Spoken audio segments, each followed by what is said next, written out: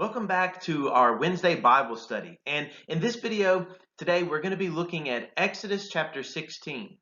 Now, keep in mind that the past couple of chapters have both dealt with the crossing of the Red Sea, and then the last part of the last chapter, it dealt with that they needed water. Now, think about this. You have a large group of Israelites going through the desert, going through the wilderness. And one of the things they needed, of course, was water. What else do they need? They're going to need food, aren't they? And that's a lot of people that you have to provide for. And in this chapter, what we're going to see, just like the end of the last chapter they were complaining about how they didn't have anything to drink. Now they're going to complain about how they don't have anything to eat. But what we see both times is the fact that God, He takes care of them. Both times. God has always done things to take care of the Israelites throughout their difficult times. And actually, kind of before we get into this chapter, I want to read a couple of things. One of them is actually a study note from the Net Bible, which, by the way, you can kind of look at, follow the links in the description below of this video, and you can find out about how to look at the Net Bible and some of these study notes that I'm bringing up. And if you have more questions about those, you can reach out to me and contact me if you can't figure out how to get a hold of some of those study notes, because there's a lot of notes if you want to dive down deep into all sorts of things about what the Bible says. But anyways, here in Exodus chapter 16, at the beginning of this chapter, the Net Bible, they put a little footnote about it and describing about the chapter as a whole, and it says that its themes are lack of vital necessities, murmuring, proving, and providing. All the wilderness stories reiterate the same motifs. So basically, what we're going to see in this story and what we see so many times throughout the wilderness is the fact that they are going to complain about things and then God is going to provide. There's a few more things they kind of mention there, but those are just themes that we keep seeing. And those are themes that we're going to see in this chapter. This chapter deals with the very famous manna. And once again, before we get into the actual chapter in the book of Exodus, I want to read a passage from Deuteronomy. In Deuteronomy chapter 8, verse 3, now this is another passage where Moses is kind of giving them, I guess, a little bit of a pep talk, you might say, before they enter into the promised land. So in Deuteronomy chapter 8, verse 3, he talks about this occasion here with the manna. And he speaks about what God's purpose was in all of that. And this is what we read. So he humbled you by making you hungry and then feeding you with unfamiliar manna. He did this to teach you that humankind cannot live by bread alone, but also by everything that comes from the Lord's mouth. You probably are familiar with especially that last half, because that's part of what our Lord quoted. Remember that whenever he was being tempted in the wilderness for those 40 days, or after that 40 days of fasting, he was tempted, and he responded with this passage right here about how that man doesn't live by bread alone, but by every word that comes from God. I know here in the Net Bible it's recorded a little different, but the message is still the same. And this is so powerful for us to understand. But we learn this through this story of manna. So now let's dive in and take a look at this story about manna and how God provides.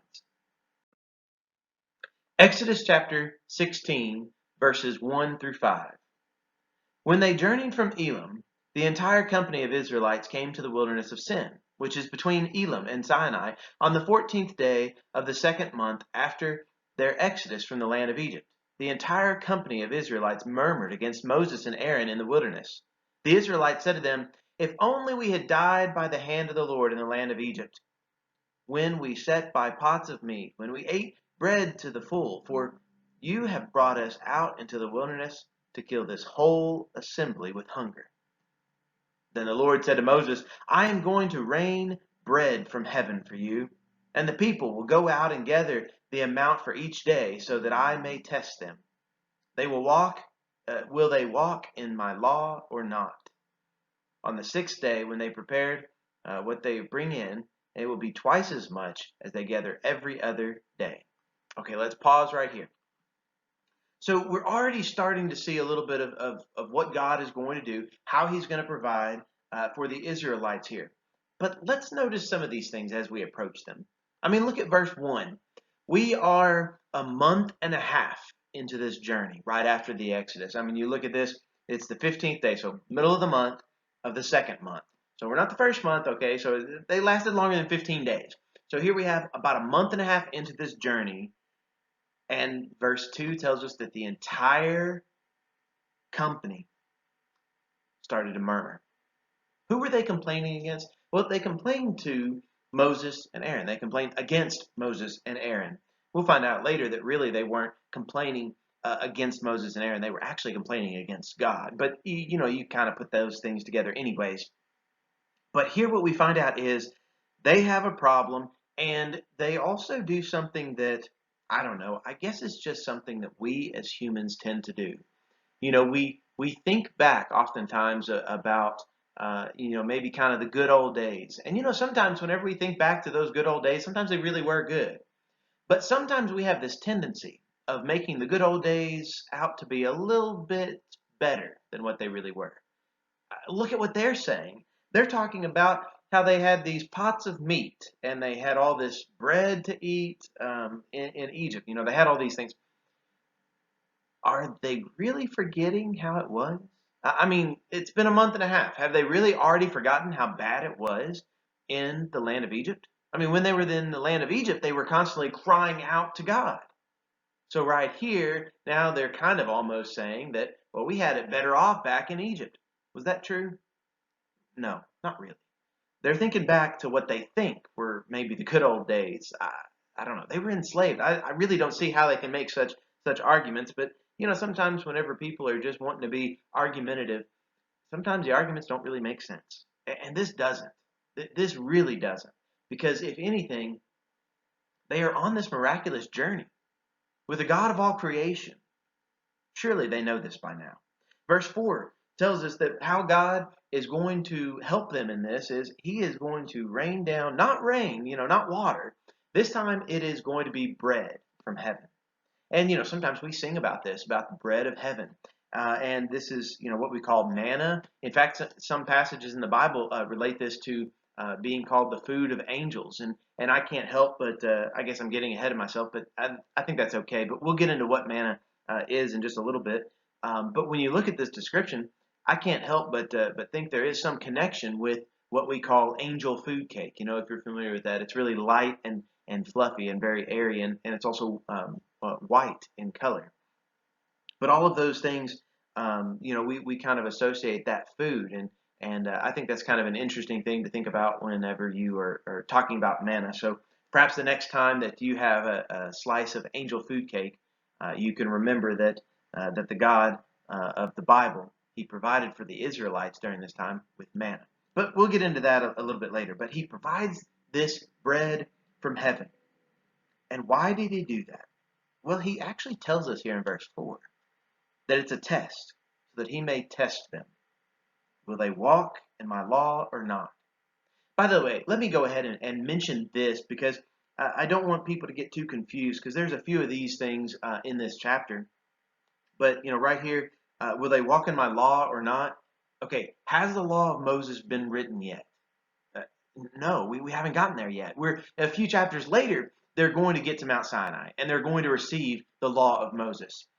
So what God is saying right here is there is a law that predates the law of Moses. There are commands of God that predate even the written down law of Moses. It's kind of interesting to think about, but God was revealing himself to people very, very early on.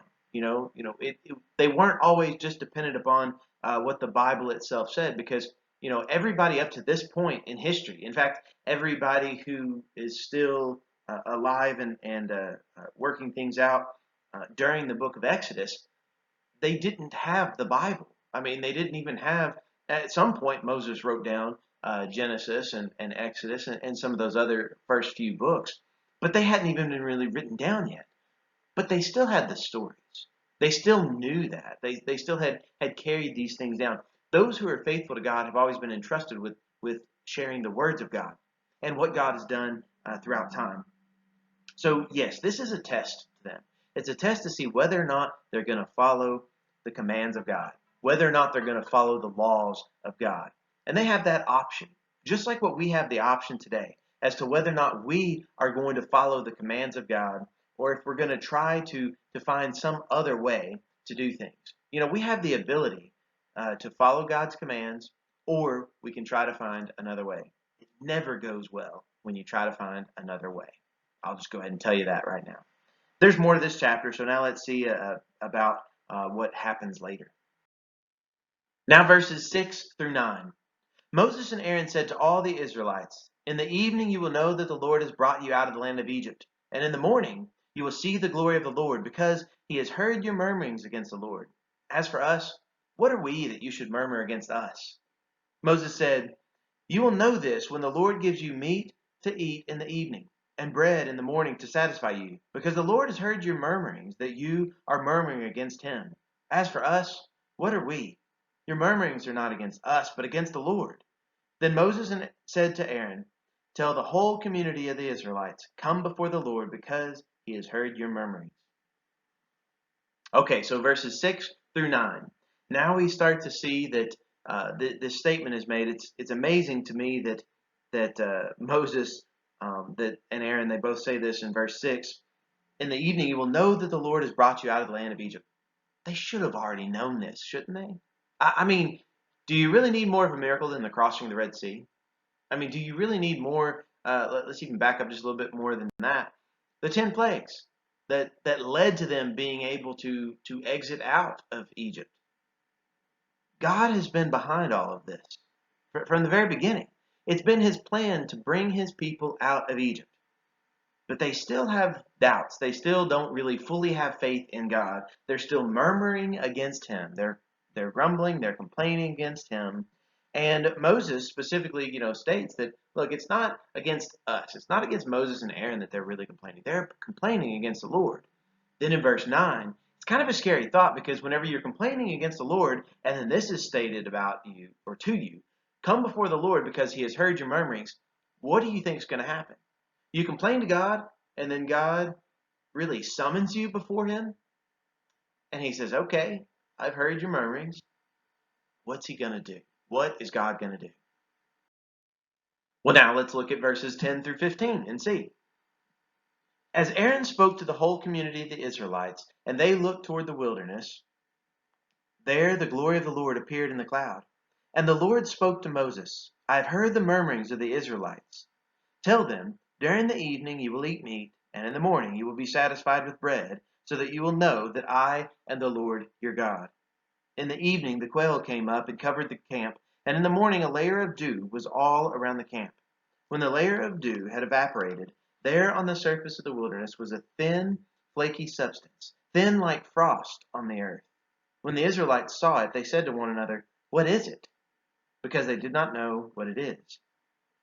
Moses said to them, "It is the bread that the Lord has given you for food." Okay, so this is where we get in this description about what manna kind of looks like and everything. And what we see is this is how God provided this food. He provided meat, he provided bread, and he said beforehand, he said, "You're going to know that I have brought you out of Egypt." And they're going to see this glory of the Lord. Now, when you start to look at this, you see that this glory of the Lord, it appeared in the cloud. We've seen God's presence all throughout this occasion, that he has ways of revealing himself to them, of showing himself to them. Of course, with the revelation that we have, and the greatest revelation, I would say, that we have about how God has shown himself to us is in the person of Jesus Christ. Now, obviously in the book of Exodus, they haven't had that yet, but we do now. We can look back on that, and we can see this connection here. But they had some other way of being able to see this glory, so that they would know that the Lord is their God and that he is working mightily in everything about their lives. He is providing whenever they are murmuring. It's amazing that God cares so much about them, even among them complaining. But our God, he does care. Okay, so now here, whenever you get into this manna, I always kind of think it's funny, because whenever people start to ask, well, what is manna? And that's exactly what it means. The name manna, it means what is it? So there's this interesting connection, because apparently they were trying to figure it out too. Whenever they got this manna, they were like, well, what is it? It is this bread. It is this bread of heaven. Now, we might be able to try to compare it to some of these usual foods that we eat. And, maybe sometimes even people have tried to make foods that are like it, like what I was kind of mentioning before about the angel food cake. I don't think it's really the same thing. I don't think they were really trying to make it just like manna because, obviously it talks about how it's this thin layer, this thin flaky substance. Well, that's not really how the angel food is, anyways. But it can remind us about these stories and about how God has provided bread in times past. But, God isn't done yet. Because remember, this is a test. He's heard the murmurings, He provides for them. But now, what's going to happen? Are they going to listen to the commands of God? That's what the test is. Are they going to listen to Him, or are they not? Verses 16 through 18 now. This is what the Lord has commanded. Each person is to gather from it what he can, an omer per person according to the number of your people. Each one will pick it up for whoever lives in his tent. The Israelites did so, and they gathered some more, some less. When they measured with an omer, the one who gathered much had nothing left over, and the one who had gathered little lacked nothing. Each one had gathered what he could eat. Now, I think there's just kind of, at least on a little bit of a practical sense, I think there is a lesson that we can learn here. Because whenever they collected this food, obviously not everybody's going to collect the exact amount, the exact same amount. Some people gathered a little more than what they really needed to, and some people gathered a little bit less than what they really needed to. But whenever they divided it all up according to the measures, according to what God had set up with them, everybody had exactly what they needed. And I think that there is something to be said about, the things that God gives us. Sometimes people in the church, they might have a little bit more than what they need. Some people in the church, they might have a little bit less than what they need. But if we come together, we can kind of provide and fill in some of the gaps of those people who might need a little bit more. Those who have a little bit more can help those who don't have that, so that everybody can have enough, and so that everybody will be able to continue on, as they should. But yeah, I think that we kind of see a little bit of a lesson here in taking care of one another and helping one another out. But there's more about the commands of what God is saying with this manna and collecting it. Verses 19 through 26 now. Moses said to them, "No one is to keep any of it until morning." But they did not listen to Moses. Some kept part of it until morning, and it was full of worms and began to stink. And Moses was angry with them. So they gathered it each morning, each person according to what he could eat. And when the sun got hot, it would melt. And on the sixth day, they gathered twice as much food, 2 omers per person. And all the leaders of the community came and told Moses. He said to them, "This is what the Lord has said. Tomorrow is a time of cessation from work, a holy Sabbath to the Lord. Whatever you want to bake, bake today. Whatever you want to boil, boil today. Whatever is left, put aside for yourselves to be kept until morning." So they put it aside until morning, just as the Lord had commanded. And it did not stink, nor were there any worms in it. Moses said, "Eat it today, for today is a Sabbath to the Lord. Today you will not find it in the area. 6 days you will gather it, but on the seventh day, the Sabbath, there will not be any." Okay, so now we get a little bit more about how this is going to happen. Obviously, whenever God is going to miraculously provide for his people, it's okay for him to set up a few additional rules. These are some of those additional rules. Are they going to listen? Well, they didn't. Whenever Moses says, "You're not supposed to keep it until morning," they tried to do it anyway. They're not going to listen. And then, you see what happened to it. They didn't listen to him, and it was full of worms. It started to stink and everything. So it doesn't work like that.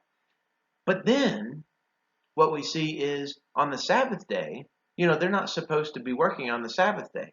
Now, this is another one of those times. I told you there's a few of these things, like, in this chapter. They haven't been specifically, the Ten Commandments hasn't been handed to them yet. But the concept of the Sabbath day, I think that what we see is that goes back all the way into the time period of the book of Genesis, remember? That the concept of the Sabbath, it was something that was supposed to be remembered. that the Sabbath, it is supposed to be holy. There is something that is supposed to be remembered about that day and set it aside to the Lord, that even the Lord, whenever he created everything, he rested on that Sabbath day. He rested in the fact that his creation was complete. And here, they've been given this command that they're supposed to collect twice as much as what they need the day before. Now, that's kind of interesting because, it seems to us like, well, that shouldn't work, because if they keep it overnight, of course, it's going to get worms and start to smell like what they did before. But it doesn't work like that, because God makes it work different. Because he tells them that they needed to observe that Sabbath. So what happened whenever the Sabbath day came? Verses 27 through 31. Let's take a look. On the seventh day, some of the people went out together, but they found nothing.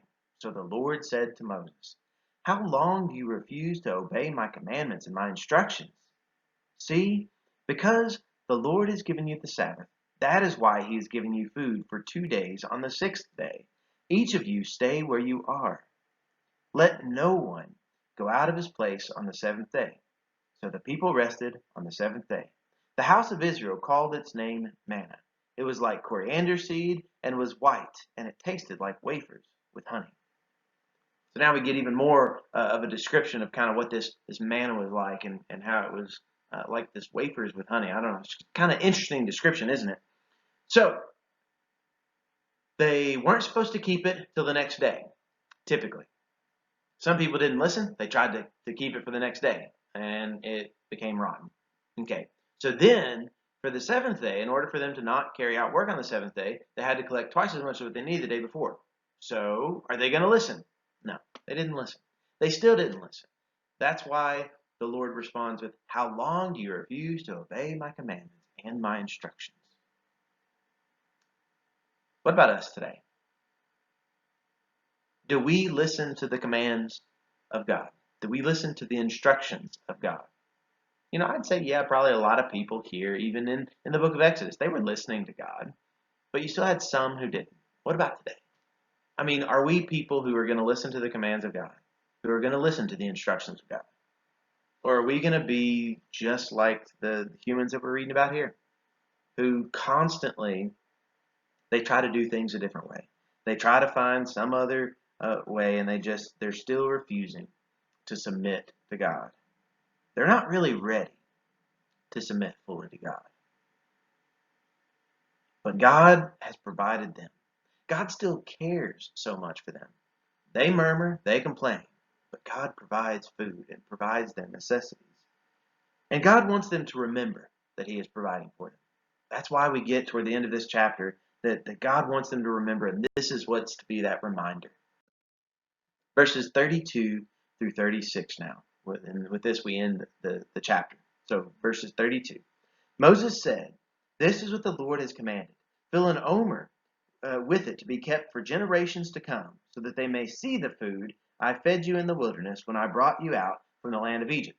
Moses said to Aaron, "Take a jar and put in it an omer full of manna, and place it before the Lord to keep for generations to come." So as the Lord commanded Moses, just as the Lord commanded Moses, so Aaron placed it before the testimony for safekeeping. Now the Israelites ate manna 40 years, until they came to a land that was inhabited. They ate manna until they came to the border of the land of Canaan. Now an omer is a tenth of an ephah. Little interesting things there at the last little bit, but that's how the chapter ends. But here, this is what God wanted them to do. He wanted them to remember this. So they kept part what one person would have eaten. And by the way, the little I'm sure that if you look at different footnotes, you might get little different descriptions about what size this was and everything. But from what I see here in the footnotes of the Net Bible, the omer, that size, it's actually only mentioned in this chapter of the Bible.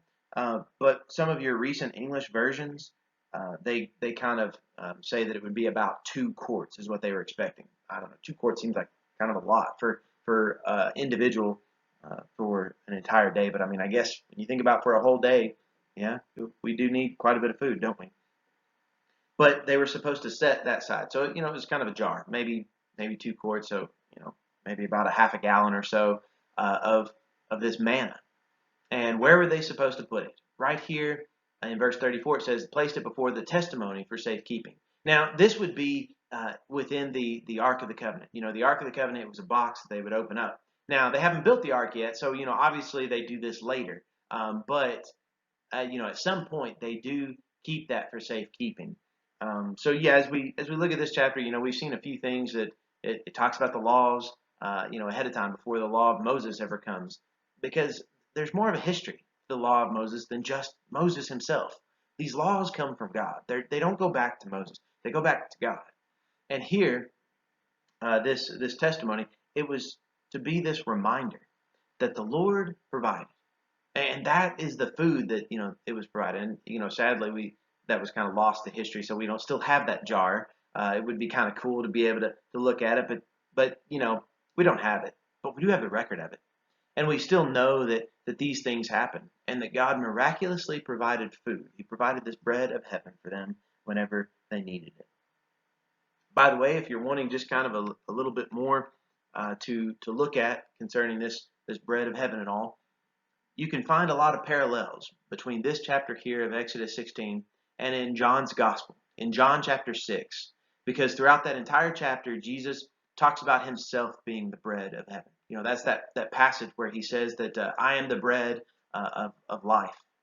He is that bread of life ultimately. That manna, it's really cool. I mean, I kind of like talking about it and kind of thinking about, well, what would it really be like? And how do you think it would have been whenever you're gathering it up and stuff like that?